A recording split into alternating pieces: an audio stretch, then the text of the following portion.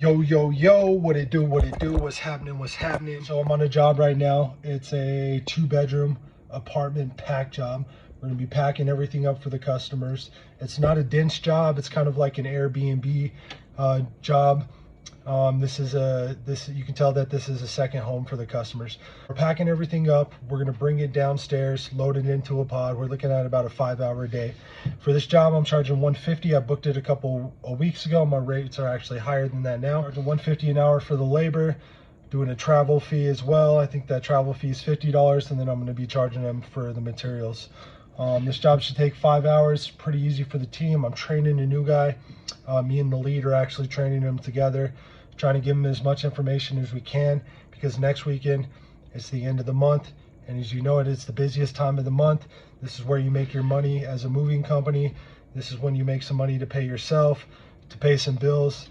So I'm just trying to get him ready for it, and then I got another guy that I'm training right now. We're going to be training him. So I'm just going to show you guys this job. We're going to prep all the furniture. We're going to wrap everything before it goes into the pod.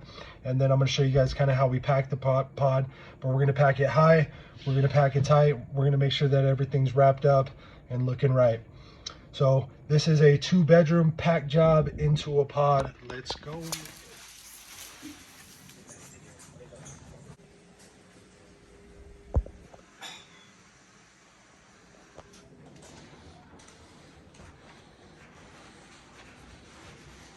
All right, yo, so we're inside, we're packing everything up. I got a team in the kitchen. They're packing away, making sure they hit all their labels, labeling the boxes kitchen, make sure that they're labeling all the boxes fragile. I'm in the master bedroom. We got everything boxed up. We got our labels on everything. And now I'm gonna wrap up this this glass side piece. I'm gonna show you guys how I do that real quick.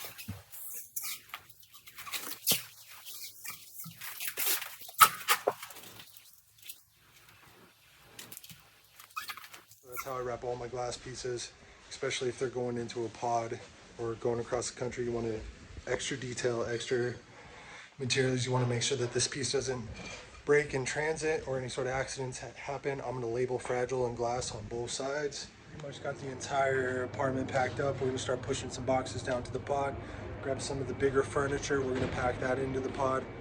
We're looking at another 2 hours work. This is easily a 6-hour job. Pro tip: make sure you got a speed pack for these jobs. It's gonna make the job go a lot easier, a lot smoother, a lot quicker. 2 speed packs. Well, today, man, I should have brought both of the speed packs. I just got a little bit ahead of myself, so I wasn't as prepared as I like to be. But we got our slides, boxes on the slides, and we got carts. They're provided by the building.